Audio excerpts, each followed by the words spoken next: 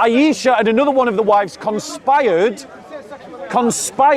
in their jealousy about Muhammad going to one of these wives to say to Muhammad that your breath smells. So it wasn't that his breath actually smelled, sorry.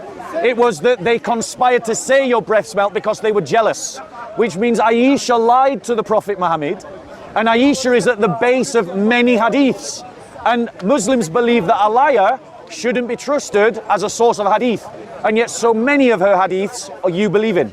When it comes to Surah 33:7, it's that according to al-Ṭabarī, and he's telling a story, he's not giving tasfir. He's telling a story as to why he's going to tell a story as to why. Sorry, bear with me a second. Yeah, I just need to regather my thoughts. I'm just going to regather my thoughts. You never criticize the Bible. Doesn't matter. You always criticize. Carry on, brother. So, please go away. Right. Yeah. So the reality is that according to al-Ṭabarī, he tells a story about why 33:7 was revealed. Al-Ṭabarī testifies, and he's one of your earliest Islamic sources, that the reason why that verse was revealed is that he went to the place of the house of his adopted son Zayd and saw his wife naked and was aroused by that, half naked. That's what al-Ṭabarī says. I'm not saying it, right? And that itself is a sin, my friend. To lust after someone else's wife, even your adopted son's wife. That's a big thing, bro. Yeah, go on. When it comes to, sorry, these are just totally different things, but I just wanted to relish them ahead. When it comes to looking at a woman lustfully, the first look, this is because Allah knows, He knows that we cannot avoid our eyes what's in front of us, right? Yeah. The first look is not sinful. The first look, you put your eyes down, you cover and you turn away, right? In his monumental historical work, Tarikh al-Rusul wa al-Muluk, al-Ṭabarī recounts a narrative that has long sparked controversy and moral questions about the life of Muhammad. He does not conceal the incident. Instead, he records it with raw honesty, describing the moment when Muhammad visited the home of his adopted son, Zayd ibn Haritha, and saw Zayd's wife, Zaynab bint Jahsh. Zaynab was standing inside the house, and al-Ṭabarī notes that she was strikingly beautiful, with an elegant figure. Upon seeing her, Muhammad exclaimed, "Praise be to Allah who turns hearts," a phrase that, in classical Arabic context, was not merely an innocent remark. It carried the weight of deep, spontaneous attraction, something said by a man overtaken by inner desire in a sudden moment. Shortly after this encounter, Zayd, sensing that his prophet and adoptive father had developed feelings for his wife, decided to divorce her. What followed was a very specific revelation, Surah Al-Ahzab, verse 37, where Allah is said to have arranged the marriage between Muhammad and Zaynab after Zayd had set her free. And here lies the sharp theological tension. A moment of personal desire sparked by visual admiration is followed by a divine revelation that legitimizes the relationship. Al-Ṭabarī does not erase the human dimension of this story. On the contrary, he presents it unfiltered, exactly as it was. He does not offer an apologetic defense, nor does he deny the fact that Muhammad openly admired the beauty of another man's wife. Not just any man, but his own adopted son, someone who had lived under his roof and was closely bonded to him. This story opens a revealing window into how revelation in Islam appears, at times, not solely as the delivery of universal divine law, but as a mechanism to affirm the personal desires of the prophet. In such moments, revelation does not correct the heart. It seems to cover it. In contrast, when we look to Jesus in the Gospels, his character shines in a completely different light. Jesus never admired a woman's beauty in order to justify future action. In fact, in one of his most piercing teachings, he declared that even looking at a woman with lust is adultery in the heart. This is not about outward actions. It's about the integrity of one's inner life. Yet in al-Ṭabarī's narrative, we see a prophet not immune to personal attraction and whose desire results in a marriage later affirmed by a divine command. Al-Ṭabarī doesn't give us a heroic tale. He gives us history, and that history raises weighty questions about Muhammad's moral integrity and the true nature of his prophetic example. Instead of showing us a model of perfect virtue, the story reveals something far more human, a desire, wrapped in the language of revelation, and perhaps even justified as the will of God. As for lusting, the way Ṭabarī has worded it, I'm sure is not as sensationalized as you've worded it, right? Because again, Ṭabarī's revealed this in Arabic. When he went to his adopted son's house and seen his wife, was she half naked? Was her veil not on? Was her hijab not on? Did something slip? We are not in that situation, and Ṭabarī is many years after. Regardless, we're going back to 66:1, which is saying, "O Prophet, what has been prescribed for you? You should go for it." And not. Is your argument because that's a convenient surah for him, or is your argument for his fear? Because I'm not sure which argument. Right, so it's another example of a convenient revelation, because Muhammad was attracted to his adopted son's wife, but couldn't marry her because she was adopted, and under the laws of adoption, you couldn't marry your adopted son's wife because they were family to you, so they were haram. However, he then receives a convenient revelation in 33:7 that abolishes adoption completely. Now, the idea of abolishing something good is itself problematic. To say that something that is good like adoption should be abolished denies a good to people that they should be able to pursue. That's another problem. But this is an example of a convenient revelation. I don't think it abolished. It didn't abolish adoption. I think there is rules around adoption in Islam, which is a very complex matter in regards to giving the name, the rights to inheritance. This is for a jurist, someone that will understand the laws of Islam. This is totally different to revelation, and this is something I would say is more relating and more given to the laws of what you can inherit and what you cannot inherit, and what is your sons, your adopted sons, and what is yours and what isn't yours. When it goes back to Surah 66:1, the Prophet again, Allah is saying to him, "What is prescribed for you, Ya Rasulullah? This is yours. You cannot be concerned about other people or worrying other people or upsetting other people. What is prescribed for you is yours, and this is what we call haqq. This is yours. You're right. Take it. Yeah. Right.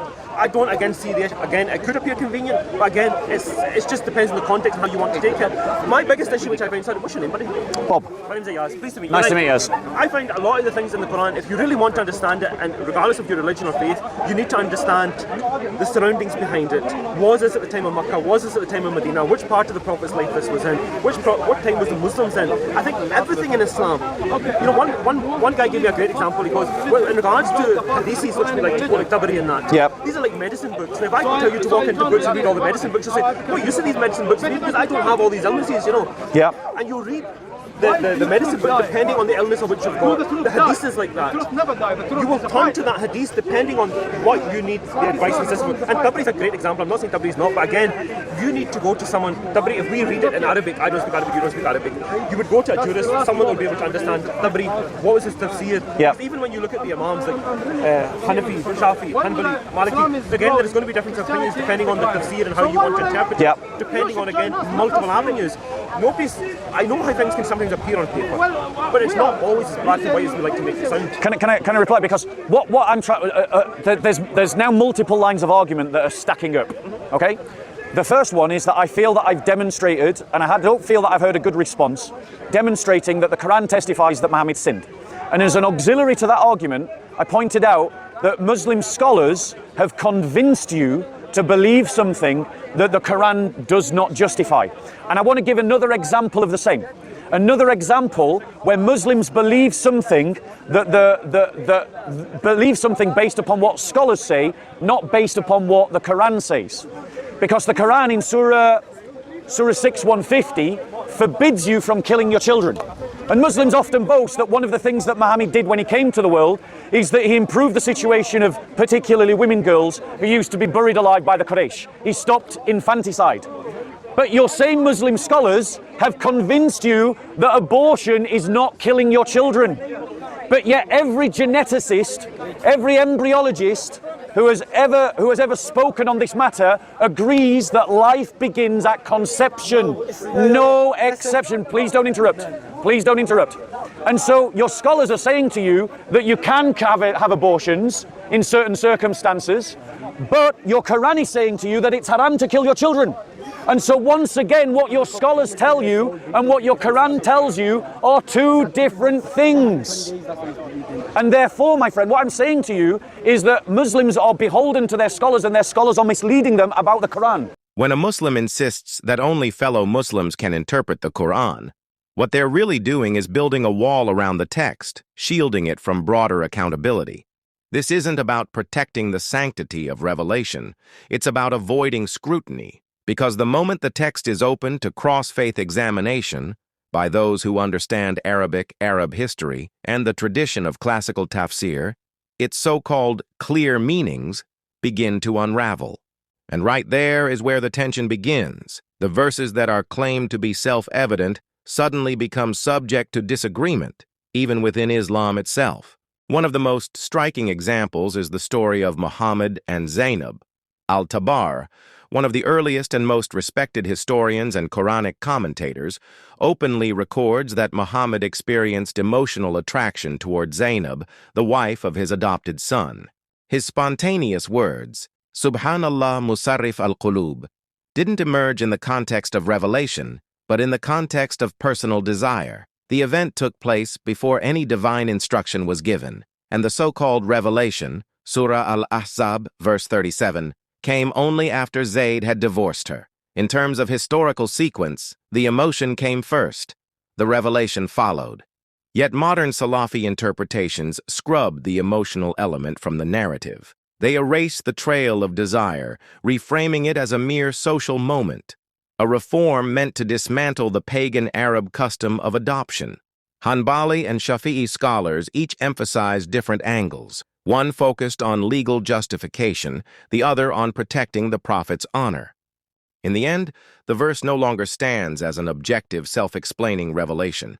It becomes shaped by madhab, by rhetoric, and even by politics. The tafsir doesn't emerge from the text, it begins to cover the text. Then comes the next claim, that Islamic rulings on adoption are complex, that Allah was reforming Arab social structure. But here we must ask, if this were truly a divine reform, why didn't the revelation come before the desire? Why didn't Allah declare from the beginning that Arab-style adoption was invalid, before there was attraction, before there was divorce, before there was marriage? Why did the verse come only after the Prophet had already desired her in his heart? This is not a pattern of revelation that descends from heaven to shape history. This is a revelation that trails behind emotion, accommodating, responding, and justifying a personal episode in the Prophet's life. It's not a revelation that forms history, but one that's formed by history. Now contrast this with Jesus in the Gospel. In his darkest moment, at Gethsemane, when the full weight of suffering pressed upon him, he didn't reshape truth to protect himself. He said, "Not my will, but yours be done."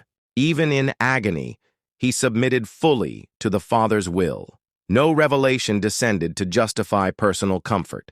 No divine seal was placed upon internal struggle. Because the Word was not ruled by flesh, the Word became flesh, so that truth could descend uncorrupted. And that is the fundamental difference between Christ and Muhammad. One bowed to a truth that existed before time began. The other received a revelation that followed after his heart had leaned toward earthly desire and restructured divine law to accommodate that moment.